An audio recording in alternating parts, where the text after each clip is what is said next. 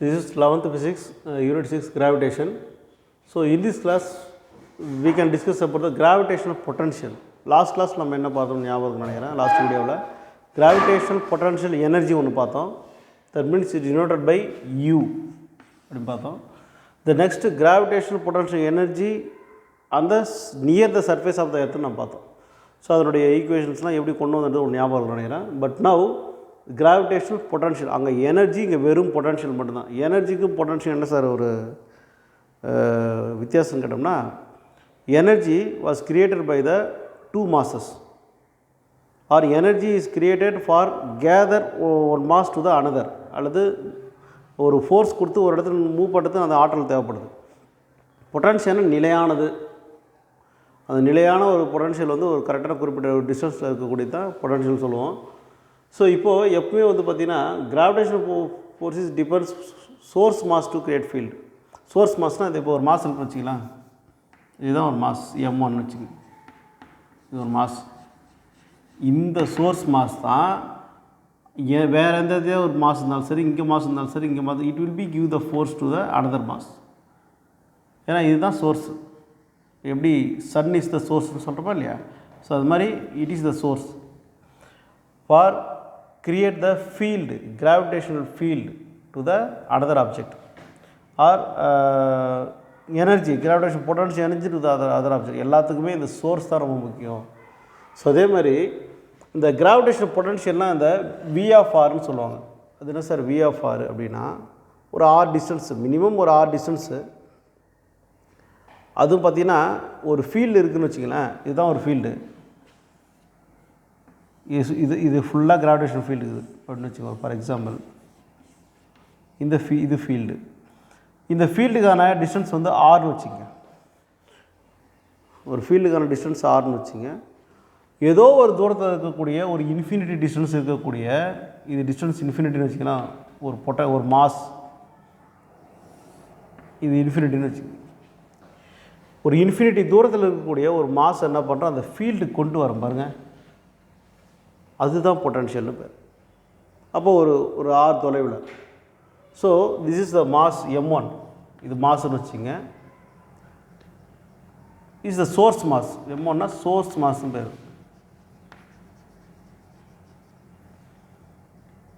So there is a point P. From the point P, the mass, that means another mass attracted by the field. அப்படி attract ஆனதுக்கப்புறம் அந்த mass அங்கே கிட்டக்க கொண்டு இழுக்கிறோம் பாருங்கள், that is known as the potential. That means gravitational potential. சரி இங்கே the amount of work done required to bring a unit mass, இதுதான் டெஃபினேஷன். இது what is mean by gravitational potential 2 mark இருக்கிறாங்கன்னா நீங்கள் எழுதணும். The amount of work done, நம்ம ஒரு வேலை செய்கிறோம், இங்கேயும் வேலை தான் செய்கிறோம். என்ன செய்யறனா, to require to bring the unit mass, ஒரு கிலோகிராம் இல்லை 2 கிலோகிராம் ஒரு யூனிட் மாஸ், குறிப்பிட்ட மாஸ் உள்ள ஒரு பொருளை நம்ம இன்ஃபினிட்டி டிஸ்டன்ஸ்லேருந்து ஆர் டிஸ்டன்ஸுக்கு கொண்டு வரோம். இன்ஃபினிட்டிலேருந்து ஆர் டிஸ்டன்ஸ் கொண்டு வரோம். அதனால தான் it is denoted by V of Rன்னு சொல்கிறது, பொட்டன்ஷியல் ஆஃப் ஆர்னு சொல்கிறது. ஸோ திரும்ப இதே தான் எலக்ட்ரிக்கலும் கிராவிடேஷனும் வெவ்வேறு கிடையாது. அங்கேயும் என்னென்னா எலக்ட்ரிக் பொட்டன்ஷியல்லாம் என்ன சொல்கிறாங்கன்னா, ஒரு இன்ஃபினிட் டிஸ்டன்ஸ் இருக்கக்கூடிய ஒரு சார்ஜை, ஒரு யூனிட் பாசிட்டிவ் சார்ஜை ஃபீல்டு கொண்டு வர செய்யப்படுகின்ற வேலை. அதே தான் இங்கேயும். ஒரு தொலை தூரத்தில் இன்ஃபினிட் டிஸ்டன்ஸ் இருக்கக்கூடிய ஒரு நிறை கொண்ட ஒரு பொருளை, ஓரளவு நிறை கொண்ட யூனிட் மாஸ் கொண்ட ஒரு பொருளை அந்த புள்ளியிலிருந்து இந்த புலத்திற்கு, அது கிராவிடேஷனல் ஃபீல்டுக்கு கொண்டு வர செய்யப்படக்கூடிய ஒரு வேலை, that is the work done. அதான் பொட்டன்ஷியல். ஸோ இப்போ இங்கே ஒரு கண்டிஷன் ஒன்று சொல்கிறாங்க. என்ன கண்டிஷன் சார் அப்படின்னா, இந்த gravitational potential that is equal to the energy per unit mass. Gravitational potential energy per unit mass at the same distance R. அப்போ அங்கே ஏதோ ஒரு ஒர்க் டன் நடக்கும்போது அங்கே எனர்ஜியும் க்ரியேட் ஆக ஆரம்பிக்குது. அது என்ன ஆகுனா, அது ரொம்ப அந்த தொலைவிலேருந்து கொண்டாந்து இந்த ஆர் டிஸ்டன்ஸை கொண்டாந்து விடுது. அப்போது அங்கே நடக்கிற எனர்ஜியும் இருக்கிற பொட்டன்ஷியலும் ஈக்குவல் அப்படின்றாங்க, அந்த சேம் டிஸ்டன்ஸுக்கு கொண்டு வந்தால். So here there is no direction, அதனால் இது ஒரு ஸ்கேலார் குவான்டிட்டி. இதனுடைய யூனிட் பார்த்திங்கன்னா JkG -1 ஜூல் பர் கிலோகிராம். எப்படி சார் ஜூல் பர் கிலோகிராம்னா, இப்போ பொட்டன்ஷியல் V ஈக்குவல் டு ஒரு ஃபார்முலா இருக்குப்பா. நீங்கள் வந்து சின்ன வகுப்புல படிச்சிருப்பீங்க. எலக்ட்ரிக் பொட்டன்ஷியலுக்கு ஒரு ஃபார்முலா இருக்குது. V ஈக்குவல் டு எலக்ட்ரிக் பொட்டன்ஷியலில் W/Qன்னு பார்த்தோம். அப்போ ஃபார்முலா பார்த்துருப்போம், ஞாபகம் இருக்குன்னு நினைக்கிறேன்.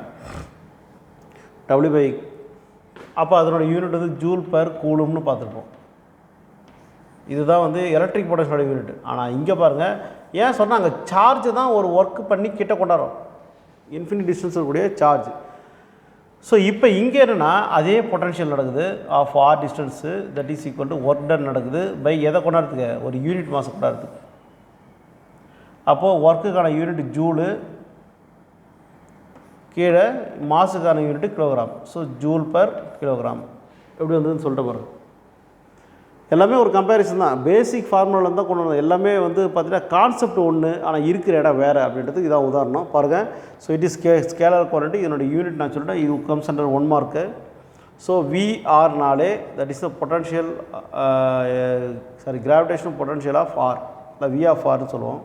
So V of R equal to minus of GM/R. R is the distance according to the, ஏன்னா இங்கே வந்து பார்த்திங்கன்னா ஒரு ஆர் டிஸ்டன்ஸு கொண்டு வர போகிற வழியை ஒரு மாஸ் தான் நம்ம எடுத்துக்கிறோம், அதனால் ஒரு இது மட்டும் தான் எடுத்தாச்சு. ஸோ கிராவிடேஷனல் இதில் வந்து இப்போ எப்பவுமே வந்து கிராவிடேஷனல் ஃபீல்டாக இருக்கட்டும், ஃபோர்ஸாக இருக்கட்டும், ரெண்டுமே எப்பவுமே ஸ்கேலார் குவான்டிட்டி தான். ஆனால் பொட்டன்ஷியல் எனர்ஜியும் சரி, பொட்டன்ஷியலும் சரி, இட் இஸ் அந்த வெக்டார். இது 1 மார்க்கில் கேட்பாங்க. கிராவிடேஷனல் ஃபீல்டுனா இது டினோட்டட் பை E வெக்டார்.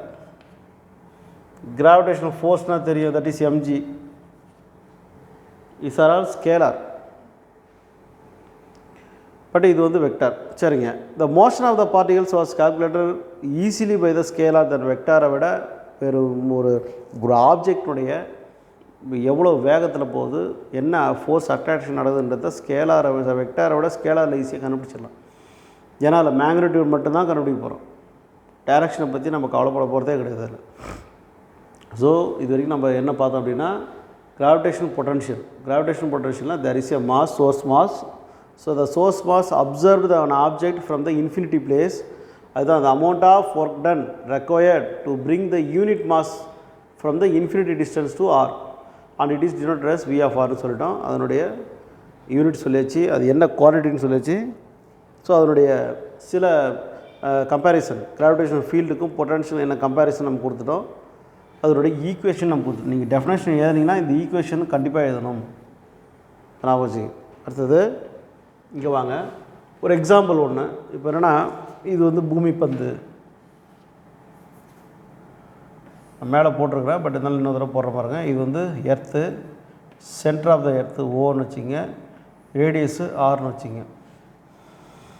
ஒரு எக்ஸ்பெரிமெண்ட் ஒரு சயின்டிஸ்ட் பண்ணார், யாரும் உங்களுக்கு தெரியும்னு நினைக்கிறேன். This is the apple in the near the surface of the earth. The apple falls towards the surface of the earth due to the gravity ன்றது நல்லாவே தெரியும். ஸோ அப்படி கிராவிடேஷனல் ஃபோர்ஸ், கிராவிடேஷன் அந்த புல் அப்படின்னு சொல்லுவாங்க, இது பேர் என்ன, கிராவிடேஷனல் புல் சொல்லுவாங்க. அந்த இழுப்பு காரணமாக அது என்ன பண்ணுதுன்னா ஆப்பிள் வந்து சர்ஃபேஸ் வந்து விழுது. இதை பேஸ் பண்ணி தான் நம்ம கலிலியோ வந்து இந்த மாதிரி ஒரு ஏதோ ஒரு ஃபோர்ஸ் ஆக்ட் ஆகுதுன்றது தான். அதுக்கப்புறம் தான் இந்த கலிலியோட கான்செப்டை நியூட்டன் எடுத்து அந்த கிராவிடேஷனல் ஃபோர்ஸ்லாம் நமக்கு கொடுத்தாங்க. சரிங்க, இப்போது அப்போ என்னென்னா மொத்தமாக V of Rன்னு சொல்கிறது பேசிக் ஃபார்முலா உங்களுக்கு தெரியுங்கன்னு, V of R equal to minus GM1/R. நம்ம பொதுவான ஒரு ஃபார்முலா தான் நம்ம கண்டுபிடிச்சி வச்சுக்கிறோம். But here the R is the distance from the height of the object to the centre of the எர்த்துன்னு வச்சுங்க, ஒரு உதாரணத்துக்கு வச்சுங்க. So then there is a potential வந்து டிஸ்டன்ஸ் V of அந்த R ஈக்குவல் டு என்னென்னா R + H. இது R, இந்த ஹைட் இது H அப்படி வச்சுங்க, R + H. So that is equal to minus of GM அந்த எதனுடைய மாசு, இந்த எர்த்தோடைய mass, that is mass of the earth and then distance. முடிஞ்சு போச்சு. சரி, இன்னொரு கண்டிஷன் என்னென்னா, அது the potential of R on earth surface. இப்போ இந்த ஆப்ஜெக்ட் வந்து ஆப்பிள் வந்து என்ன வச்சுன்னா இந்த எர்த்தில் திஸ் இஸ் ஆர் டிஸ்டன்ஸு இங்கே வந்துடுச்சு. எர்த்து சர்ஃபேஸில் பார்த்தீங்கன்னா ஒன்லி டிஸ்டன்ஸு ஆர் மட்டும்தான், ஏன்னா ரேடியஸ் ஆஃப் த எர்த்து மட்டும் தான் டிஸ்டன்ஸ். ஏன்னா gravitational field takes place centre of the எர்த்துன்றதுனால அது நம்ம அது மட்டும் தான் டிஸ்டன்ஸ் எடுத்துக்கோம். ஸோ அதனுடைய பாருங்கள், இங்கே ஆர் ஈக்குவல் டு எவ்வளோ டிஸ்டன்ஸ்னால் ஆர் மட்டும்தான், கேபிட்டல் ஆர் மட்டும்தான். தட் மீன்ஸ் REன்னு சொல்லிக்கலாம். இந்த மாதிரி கூட சொல்லிக்கலாம், ஆர்இன்னு சொல்லிக்கலாம். ஏன்னா radius of the earth is the distance. So இதனுடைய ஈக்குவேஷன் நம்ம கொண்டு வந்தோம், இதை கொண்டு வந்தாச்சு. இப்போ இது என்னது, near the surface of the earth.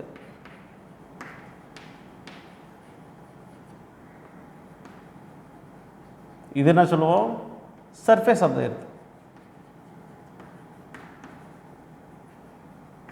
அவ்வளோதான். இப்போ இதில் எது பார்த்திங்கன்னா எதனுடைய பொட்டன்ஷியல் அதிகமாக இருக்குதுன்னு பாருங்கள், சர்ஃபேஸ் ஆஃப் த எர்த்தை விட. ஏன்னா அங்கே ஒரு ஆப்ஜெக்ட்டுக்கான ஹைட்டு கிடையாது. ஸோ அதனால் அங்கே வந்து நிலையாற்றல் வந்து 0 ஆகிடும். சர்ஃபேஸ் ஆஃப் த எர்த்தை விட near the surface of the earth தான் என்னது பொட்டன்ஷியல் அதிகமாக இருக்கும் அப்படின்னு சொல்கிறாங்க. இது ஒரு condition from the example of apple. அதான் ஏன்னா ஆப்பிள் வந்து எப்பவுமே ஹையர் பொட்டன்ஷியல்லேருந்து லோயர் பொட்டன்ஷியல் ரீஜன் தான் கொண்டு வரும். ஹையர் பொட்டன்ஷியல் எனர்ஜிலேருந்து லோயர் கிராவிடேஷன் பொட்டன்ஷியல் தான் வரும். பொதுவாக சொன்னோம்னா எந்த ஒரு ஆப்ஜெக்ட்டும் சர்ஃபேஸ் ஆஃப் த எர்த்துக்கு மேலே ஒரு குறிப்பிட்ட ஹைட்டில் இருக்கிற ஆப்ஜெக்ட்டு ஹையர் பொட்டன்ஷியல்லேருந்து ஹையர் கிராவிடேஷன் பொட்டன்ஷியல்லேருந்து லோயர் கிராவிடேஷன் பொட்டன்ஷியல், இது ஒரு condition. All the object comes from the higher potential energy to the lower potential energy. So இது ஒரு சின்ன டாப்பிக்கு. பட் இது 3 மார்க்லையும் கேட்கலாம், அல்லது 2 மார்க்கில் டெஃபினேஷன் கேட்டாங்கன்னா டிஃபைன் கிராவிடேஷன் பொட்டன்ஷியல் கேட்டால் write the definition and then unit the next it is scalar quantity vector குவான்டிட்டியா கூடவே இந்த ஈக்குவேஷன். அவ்வளோதான். இல்லை ஃபுல்லாக கேட்குறாங்கன்னா இந்த ஆப்பிளோட இந்த எக்ஸாம்பிளோட சேர்த்து ஏறணும். Thank you children.